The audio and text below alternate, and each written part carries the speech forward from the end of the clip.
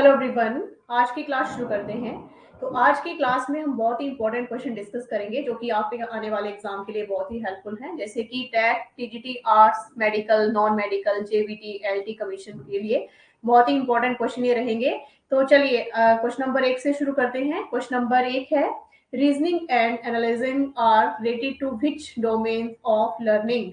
ठीक है, तो क्वेश्चन नंबर 1 है, इसका राइट आंसर रहेगा कि ये जो रीजनिंग एनालिसिस है, ठीक है, एनालिसिस है सीखने के लिए, तो यहाँ पे बताया गया है are related to which domains of learning. तो इसका राइट आंसर रहेगा कॉग्निटिव डोमेन्स, यानी reasoning and analysing are primarily related to the cognitive domain of learning. यानी इसको आप बोल सकते हैं कि तर्क और विश्लेषण, तर्क और विश्लेषण मुख्य रूप से सीखने के जो कॉग्निटिव डोमेन है, इसको बोला जाता है संज्ञानात्मक क्षेत्र से। ठीक है, संज्ञानात्मक क्षेत्र से संबंधित है। ब्लूम के वर्गीकरण के भीतर ये कौशल विश्लेषण और मूल्यांकन के स्तरों के अंतर्गत आते हैं जो उच्च क्रम की सोच और समस्या समाधानों क्षमताओं पर ध्यान केंद्रित करते हैं। ठीक है, तो ये इसका राइट आंसर रहेगा क्वेश्चन नंबर फर्स्ट का। एंड नेक्स्ट क्वेश्चन है, who was the founder of behaviourism. तो इसका राइट आंसर, व्यवहारवाद के संस्थापक कौन थे? तो इसका राइट आंसर रहेगा Watson, John B Watson is correct answer. Is widely recognized as the founder as father of behaviorism. ठीक है, तो इनको कहा जाता है संस्थापक जॉन बी वॉटसन को। ठीक है, यानी व्यवहारवाद के संस्थापक और पिता के रूप में व्यापक रूप से जाना जाता है। और उन्होंने क्या किया था कि मनोविज्ञान में इस विचारधारा की स्थापना अपने प्रभावशाली कार्य मनोविज्ञान जैसा व्यवहारवादी से देखता है, तो इसको प्रकाशित करके ही जहां उन्होंने आंतरिक मानसिक जो प्रक्रियाएं थी उनके बजाय अवलोकनीय व्यवहार और पर्यावरणीय प्रभावों के अध्ययन का समर्थन किया था। तो जेबी वॉटसन है, इसका राइट आंसर रहेगा। एंड नेक्स्ट क्वेश्चन है, group factor theory is related to. तो समूह कारक सिद्धांत संबंधित किससे है? तो इसका राइट आंसर रहेगा थर्स्टोन। ठीक है, Thurstone is correct answer, L Thurstone is correct answer. The group factor theory of intelligence, also known as the primary mental ability theory, is primarily related to L Thurston. ठीक है, तो इससे ये संबंधित है और ये जो है एक अमेरिकी मनोविज्ञान से संबंधित है और यह सिद्धांत मानता है कि बुद्धि एक एकल सामान्य कारक नहीं है बल्कि कई अपेक्षाकृत स्वतंत्र जो प्राथमिक मानसिक क्षमताओं का संयोजन कहलाता है और इन क्षमताओं को अलग अलग समूहों में बांटा जा सकता है, बांटा गया है, जिसमें से प्रत्येक का अपना विशिष्ट प्राथमिक कारक रहता है। तो इसका राइट आंसर ये रहेगा। एंड क्वेश्चन नंबर 4 है, there was the first experimental psychology laboratory setup. तो कहाँ पे किया गया था मनोविज्ञान प्रायोगिक मनोविज्ञान प्रयोगशाला का? तो इसका राइट आंसर रहेगा, the first experimental psychology laboratory was established in, कब स्थापित की गई थी? 1879 ईस्वी में, 1879 में, at the university of Leipzig in Germany. कहाँ पे? जर्मनी। वाई विल्हेम वुंड, किसके द्वारा? ये भी याद रखेंगे, क्वेश्चन यहीं से क्लियर हो जाते हैं। विल्हेम वुंड के द्वारा। ठीक है, तो ये इसका राइट आंसर रहेगा कि पहली प्रायोगिक मनोवैज्ञानिक प्रयोगशाला 1879 ईस्वी में, 79 ईस्वी में जर्मनी के लिप्जिग विश्वविद्यालय में विल्हेम वुंड द्वारा स्थापित की गई थी और वुंड को व्यापक रूप से प्रयोगात्मक मनोविज्ञान का जनक भी माना जाता है, विल्हेम वुंड को। ठीक है, एंड क्वेश्चन नंबर 5 है, what different name of short term memory known. तो इसको किस नाम से जाना जाता है? वैसे short term memory is also known as primary memory, active memory और वर्किंग मेमोरी के नाम से भी इसको जाना जाता है। ठीक है, तो इसका राइट आंसर रहेगा immediate memory. Immediate memory is correct answer. Yeah, immediate memory, also known as short term of primary memory, refer to the ability of briefly hold and process information for a few seconds. ठीक है, तो इसको बोला जाता है immediate memory.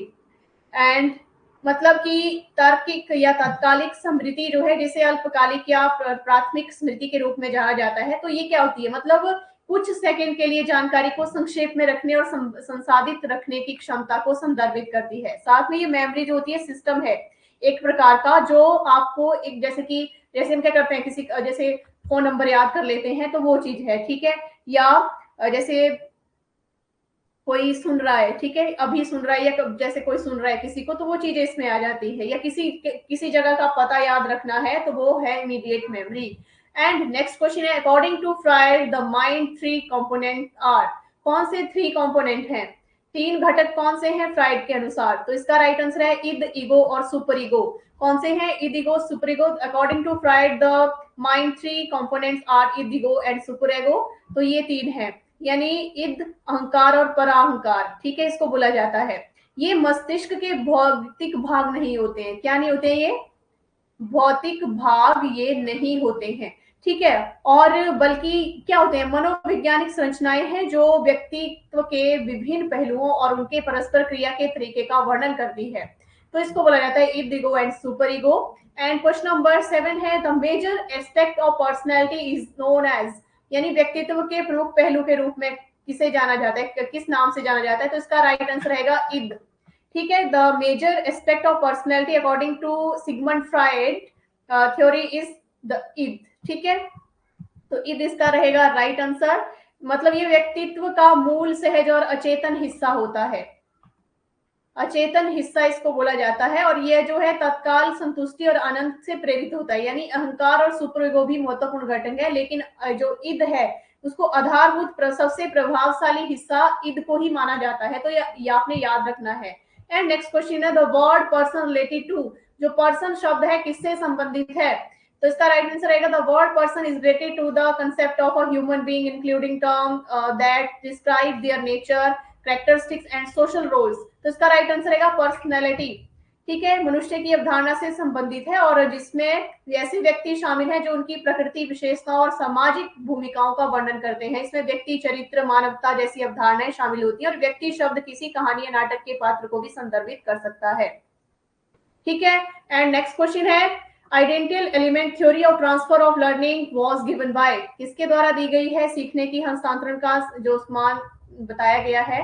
तो इसका right answer है Thorndike. The theory of identical element which explain the transfer of learning was developed by Edward Lee Thorndike and Robert Woodworth, ठीक है।